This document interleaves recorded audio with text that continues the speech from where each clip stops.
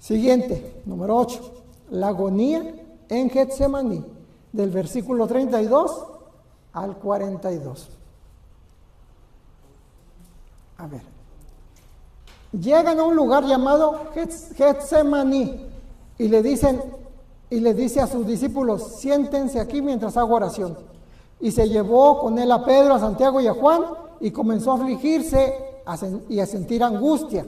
Y les dice: mi alma está triste hasta la muerte, quédense aquí y velen. Y adelantándose un poco, se postró en tierra y rogaba que, de ser posible, se alejase de él aquella hora. Getsemaní. Entonces, es un huerto que se encuentra a las faldas del Monte de los Olivos. Ese monte se llama de los Olivos porque está lleno de árboles de olivo. Y también los huertos, pues, eran de olivo.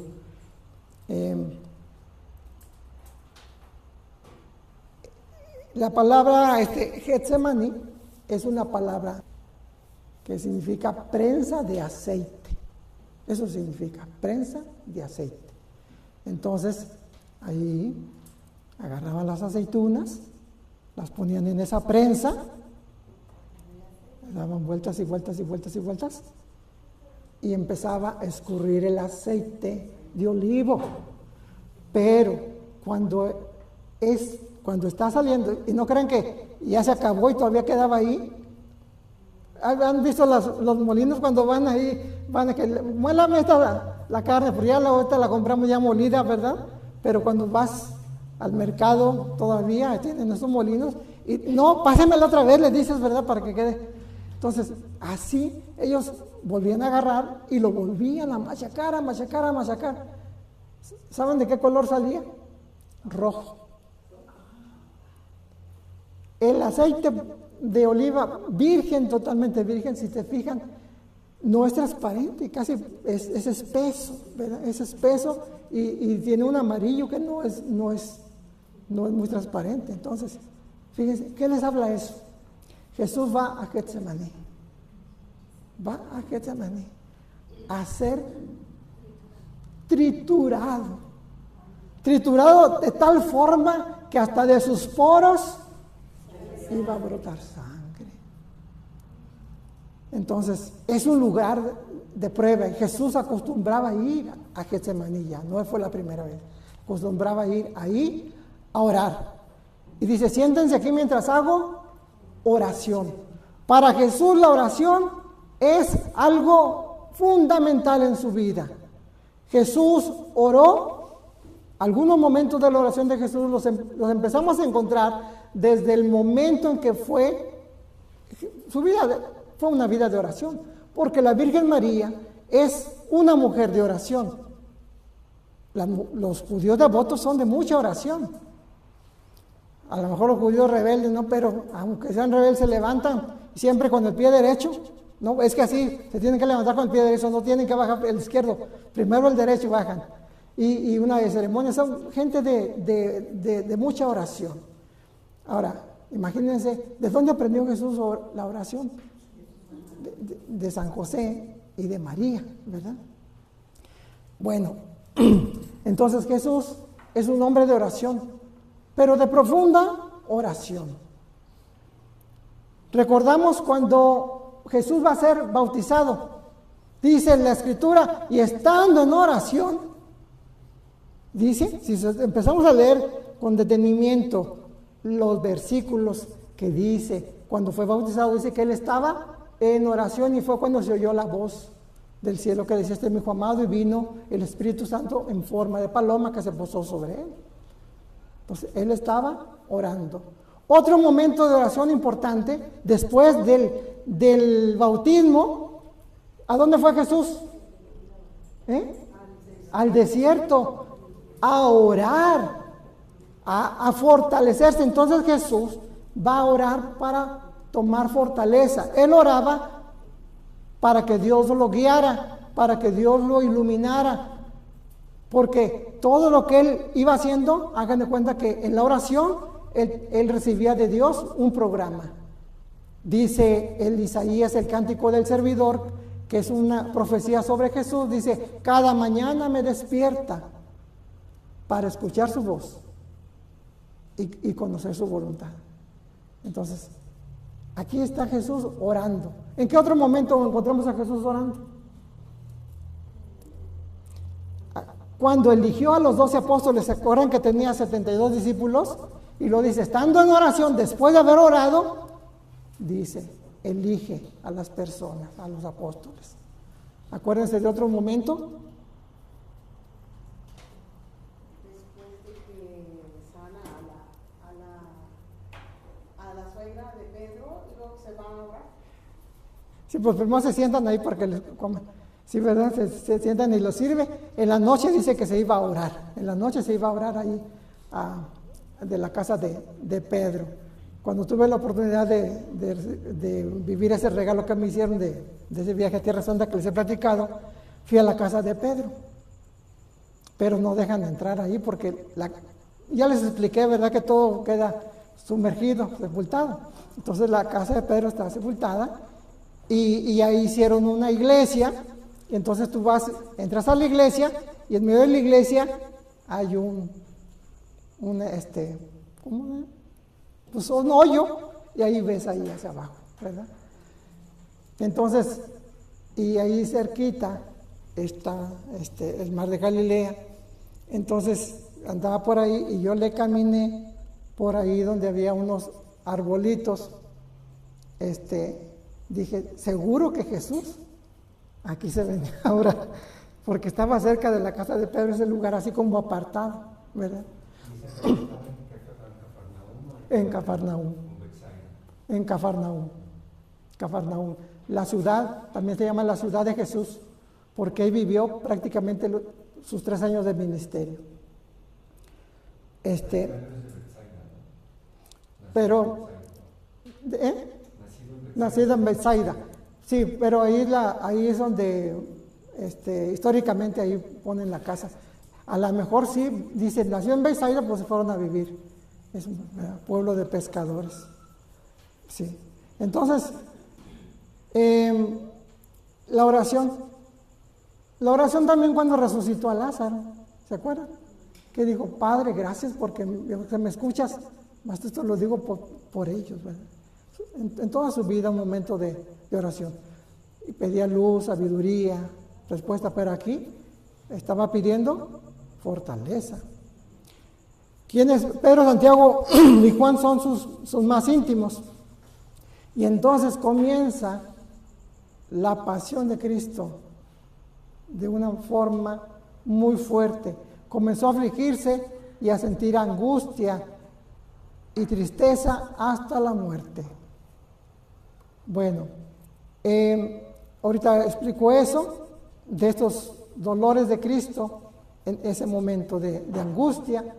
Es un momento de sufrimiento que difícilmente otro ser humano haya experimentado. Dice, y adelantándose un poco, se postró en tierra. Esta es una actitud de oración muy común en el Antiguo Testamento por los profetas. Sobre todo lo encontramos en el profeta Elías, que Elías, cuando se nos habla de la oración de Elías, él se postraba. ¿Qué era postrarse? Pues poner su cabeza hasta el piso, casi entre sus rodillas, así, ¿no? La postración total. Sí se han postrado, ¿verdad? Bueno, que sí, es diferente hincarse, es postrarlo. Una vez rezamos ahí en el sagrario, en el martes de intercesión, el rosario de las 7 postraciones. A ver si otros días lo rezamos. Bueno, y decía, Abba Padre, todo te es posible. Aparta de mí este cáliz. Cáliz significa, es la copa del sufrimiento. Para que no sea, pero que no sea lo que yo quiero, sino lo que quieres tú. Bueno, yo entiendo en este aspecto que Jesús está hablando de ese sufrimiento que está viviendo en ese momento. No tanto de la cruz, porque él ya desde antes había anunciado que iría a la cruz. Pero este sufrimiento Es muy doloroso, es el sufrimiento emocional, espiritual, psicológico. Muchas veces sufren más, dices, no hombre, ya quiero.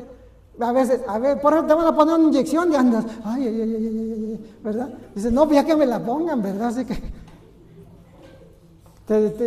a veces sufren más, o que va a hacer una operación y estás sufriendo más. Que dices, ya lo que quieres que pase. Dice, vuelve y los encuentra dormidos. Y le dice a Pedro, Simón, fíjense, ¿te acuerdas cuando hablábamos del nombre de Simón Pedro? Su nombre de pila es Simón. Y Jesús le cambia el nombre, Pedro. Simón, ¿qué significa? ¿Alguien se acuerda? Sí, ¿no? Simón tiene dos significados, pero uno de ellos es caña que mueve el viento. Ese es uno de los significados. Habla de la fragilidad. Y Jesús le dice, ya no te vas a llamar Simón, ahora te vas a llamar Cefás, piedra, roca, porque sobre ti voy a construir mi iglesia, ¿verdad? Tú vas a fortalecer a los hermanos. Pero entonces ahora ya le dijo Simón, ya no le dijo, siempre era Pedro, ya le había cambiado el nombre y ahora le dice Simón, porque lo está viendo frágil, duermes, no has sido capaz de velar una hora, velen y oren para no caer en tentación. El espíritu está pronto, pero la carne es débil. El espíritu habla de la aspiración para con Dios. Y la carne, ahorita vamos a hablar el significado bíblico de carne. De nuevo se apartó y oró diciendo las mismas palabras. A veces hay oraciones que necesitamos persistir en ellas, estar orando una vez, otra vez, otra vez. Al volver, otra vez, los encontró dormidos, pues sus ojos estaban cargados de sueño y no sabían qué responderle. Vuelve por tercera vez y les dice, sí, duerman, entre tanto, y descansen. Se acabó este momento de sufrimiento. Llegó la hora. Miren que el Hijo del Hombre va a ser entregado en manos de los pecadores. Levántense, vamos. Ya llega el que me va a entregar. La actitud ya serena de alguien que en la oración oró, triunfó, y pues va a enfrentar lo que venga. Getsemaní, ya les platiqué lo que es Getsemaní. Los sufrimientos de Jesús en Getsemaní. Ahí vemos cómo Jesús asumió nuestra capacidad de padecer. Verdadero Dios y verdadero hombre. El libro, la carta a los Hebreos, nos habla de que Jesús fue en todo semejante a nosotros, menos en el pecado. Y que nosotros podemos acercarnos a Él, que es nuestro sumo sacerdote, porque Él padeció igual que nosotros. Por eso nos va a comprender y se va a compadecer de nosotros. Entonces, experimentó, aquí viene 4 dolores. El dolor espiritual. Este dolor nos habla, se va a manifestar más en la cruz, cuando Jesús dice, Dios mío, ¿por qué me has abandonado? Porque ahí Jesús, desde Getsemaní, está asumiendo todos los dolores de la humanidad ya desde ese momento, que tiene su culmen en la cruz. Pero desde ese momento está asumiendo todos los dolores porque Él se hace uno con nosotros, asume nuestros pecados y entonces se siente alejado de Dios o a lo mejor abandonado. Dios lo deja, lo suelta, lo entrega. Acuérdense que hablamos de la palabra entrega, ¿verdad? El Padre que entregó a Jesús, Jesús que se entrega. Entonces se siente ese dolor espiritual. ¿Tú a veces no te has sentido así como lejos de Dios? Los santos le llaman la noche oscura. La noche oscura. Busquen ahí en el Google, la noche oscura en la vida de los santos. Y vas a ver que tú Muchas veces las has pasado. ¿Sí han pasado alguna noche oscura? Cuando sientes como que ya no puedes más, o como que hasta como que si Dios no te escuchara.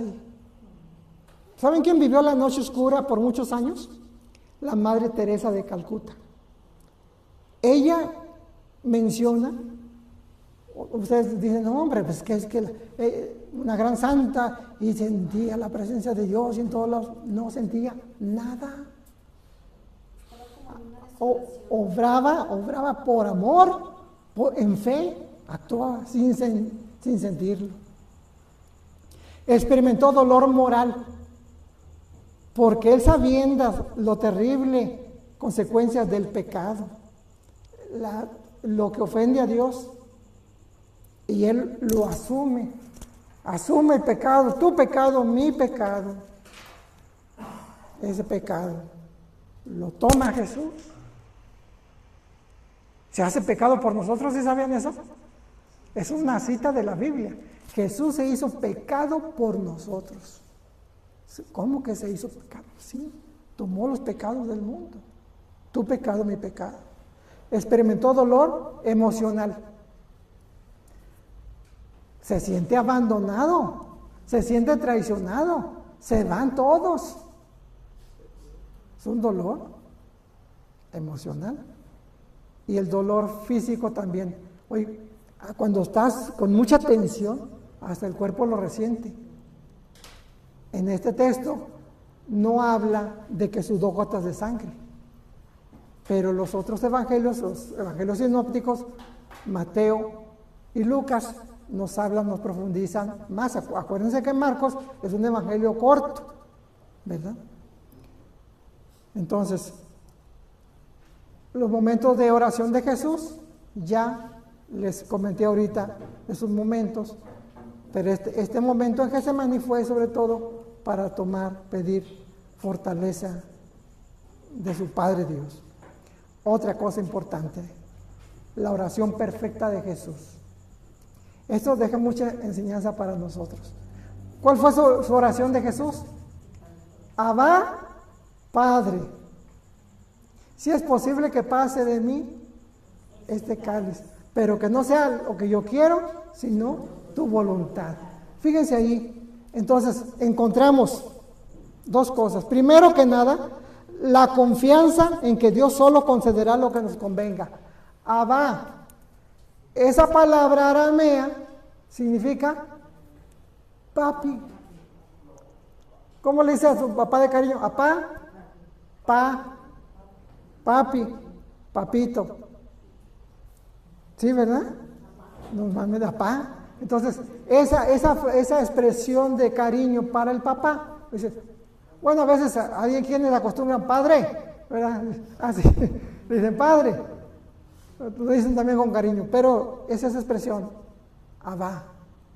Entonces, Abba Padre le está hablando con una confianza de hijo, con cariño y confiando que su padre cuida de él, que su padre está al pendiente. Entonces, antes que nada, la confianza en que Dios solo le concederá lo que nos convenga.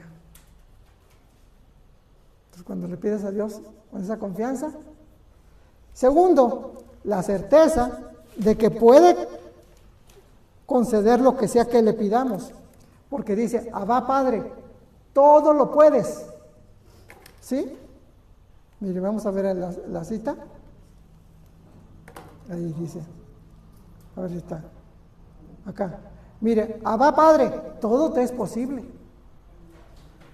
Le puede decir, Abba Padre, eres poderoso, todo lo puedes, no hay imposibles para ti. Entonces, ahí está esta oración. Ahí está. Entonces, la certeza de que puede conceder lo que sea que le pidamos. Dios lo puede hacer. Entonces, si no lo concede, no es porque no pueda, sino porque no sería lo más conveniente para nuestro bien y salvación. ¿Cómo ven? Entonces, ahí tenemos una gran enseñanza. en esa frasecita nada más de oración de Jesús. El espíritu está pronto, pero la carne es débil. En atención a una pregunta que me hicieron sobre lo que era la concupiscencia, nada más que aquella pregunta iba en relación de que cuál es la diferencia contra las herencias ancestrales, ¿verdad? Pero aquí ahorita no nos vamos a meter en eso, solamente la concupiscencia, que es muy parecido a lo de la carne. Se refiere a los deseos y pasiones que son pecaminosos y van en contra de la voluntad de Dios. Se asocia con el anhelo de bienes terrenos y en especial con el apetito desordenado de placeres deshonestos. Dice el apóstol San Juan en su primera carta, en el primer capítulo, que no se dejen llevar por la concupiscencia de la carne. Dice la concupiscencia de la carne. La carne es débil. Entonces no se está refiriendo a esta carne, a los huesitos, a la piel, ¿no? Tiene varios significados espirituales, pero el significado con el que se maneja aquí es, entre ellos, la naturaleza pecadora del ser humano y los deseos impulsados por el cuerpo. Es el esfuerzo humano sin el poder del Espíritu Santo. Dice, yo voy a hacer esto. ¿Lo vas a hacer porque Dios te está guiando o lo estás haciendo en la carne? Fíjense que podemos hacer cosas a veces espirituales, pero en la carne, que Dios no nos manda, nosotros lo hacemos en la carne. ¿Por qué? Porque en el fondo queremos vanidad, queremos aplauso, queremos reconocimiento, entonces estamos actuando en la carne. Bueno, entonces el espíritu está pronto, la carne es débil. Entonces, ¿qué tenemos que hacer ahí? Velar y orar. Aplicación: orar, orar, orar, orar. Lo que aprendemos de esto. Hay muchas cosas que podemos aprender, pero la enseñanza primordial es que tenemos que también orar. ¿Cada cuándo? En todo momento, ¿verdad? Velar y orar. Entonces, la palabra también velar significa un esfuerzo, porque velar cuesta, ¿verdad? ¿O no cuesta? Sí cuesta, ¿verdad? Aquella persona que dice, voy a cuidar a un enfermo, ¿verdad? Cuesta. Cuando tengo mi tiempo libre, voy a hacer eso, voy a hacer tal cosa, pues eso no cuesta. Velar sí cuesta. Por eso decía la Madre Santa Teresa, el verdadero amor se nota cuando llega al momento de que te duela, ¿verdad?